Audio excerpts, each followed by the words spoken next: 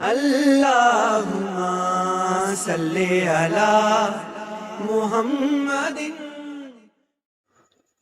رب اشرح لی صدری ویسر لی امری واحلل عقدۃ من لسانی یفقہوا قولی۔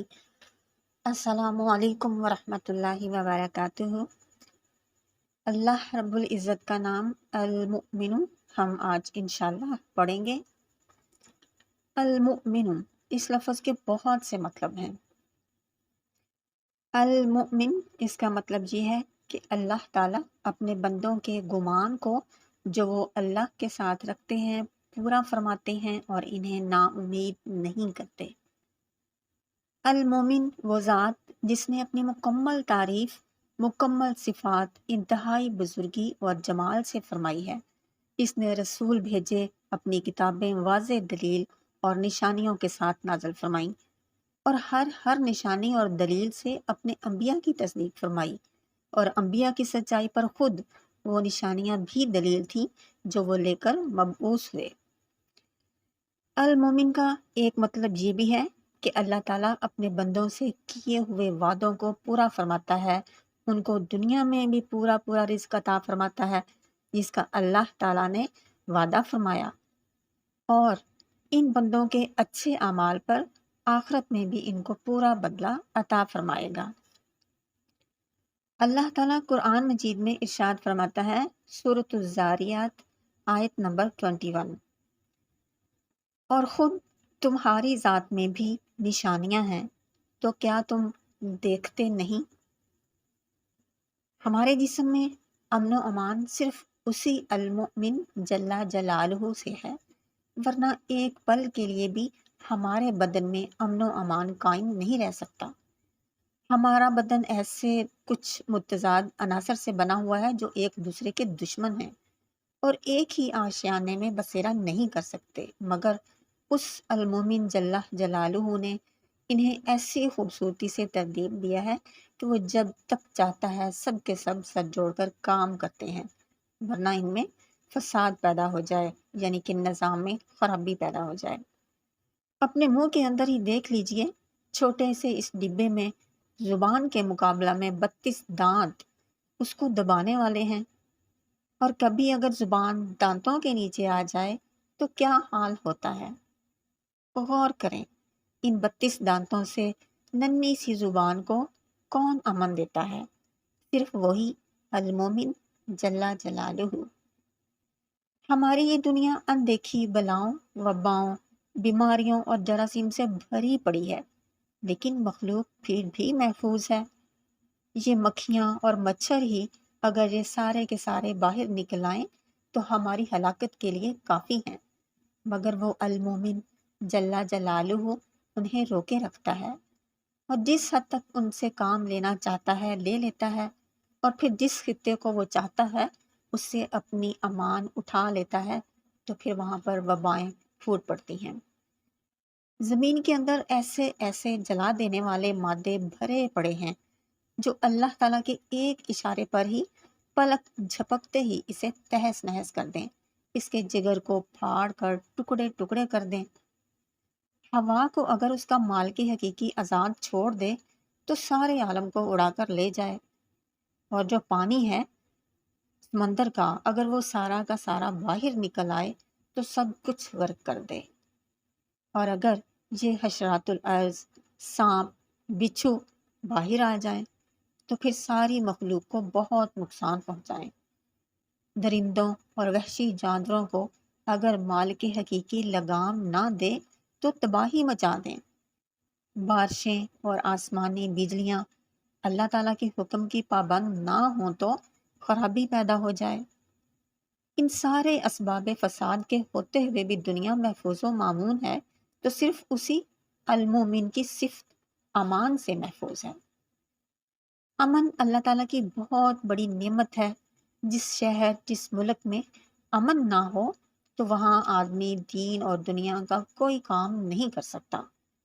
شہر میں اگر ساری نعمتیں ہوں لیکن امن نہ ہو تو اس جگہ رہنا بہت مشکل ہے۔ اس لیے ہمارے انبیاء کرام نے بھی امن کے لیے دعائیں کی۔ حضرت ابراہیم علیہ السلام نے دعا کی اے میرے پروردگار اس شہر کو امن والا بنا دے۔ اسی طرح حضرت یوسف علیہ السلام نے خاندان کے اپنے سب افراد سے کہا کہ آپ سب اللہ تعالیٰ کے حکم سے مصر میں بے خوف و خطر بغیر کسی پابندی کے داخل ہو جائیں۔ قرآن مجید میں ہے سورۃ یوسف آیت نمبر 99، ترجمہ ہے مصر میں چلیے اور انشاءاللہ وہاں امن و چین سے رہیے گا۔ اب یہ غور کرنے والی بات ہے کہ امن کب پیدا ہوتا ہے۔ اس کے لیے بھی اللہ تعالیٰ نے قرآن مجید میں خود ہی بیان کر دیا۔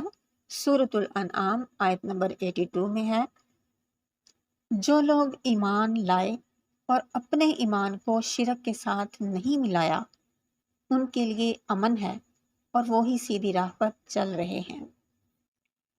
اس آیت سے یہ صاف پتہ چل رہا ہے کہ عذاب سے مامون و مطمئن صرف وہی لوگ ہو سکتے ہیں جو اللہ تعالیٰ پر ایمان لائے اور پھر انہوں نے اپنے ایمان میں کسی ظلم کی ملاوٹ نہیں کی، یعنی شرک نہیں کیا۔ شرک صرف یہی نہیں ہوتا کہ انسان کھلے طور پر مشرک اور بت پرست ہو جائے، بلکہ وہ آدمی بھی مشرک ہے جو اگرچہ کسی بت کی پوجا نہیں کرتا اور کلمہ اسلام بھی پڑھتا ہے، مگر کسی فرشتے، رسول یا کسی ولی اللہ کو اللہ تعالیٰ کی بعض خاص صفات کا شریک ٹھہراتا ہے۔ اور پھر مشرکین مکہ کا بھی تو یہی شرک تھا کہ وہ لوگ کہنے کو تو کہتے تھے کہ ہم اللہ کو مانتے ہیں، مگر سجدہ بتوں کے سامنے کرتے تھے، دعائیں ہمیشہ بتوں کے سامنے جا کر کرتے تھے۔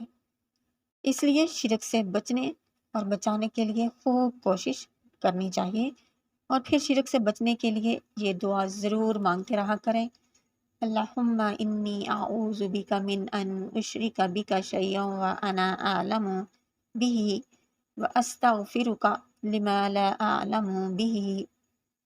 اے اللہ میں تیری پناہ لیتی ہوں اس بات پر کہ تیرے ساتھ کسی کو شریک ٹھہراؤں اور میں یہ جانتی ہوں، اور تجھ سے استغفار کرتی ہوں اس گناہ پر جس کو میں نے لا علمی میں کیا ہو۔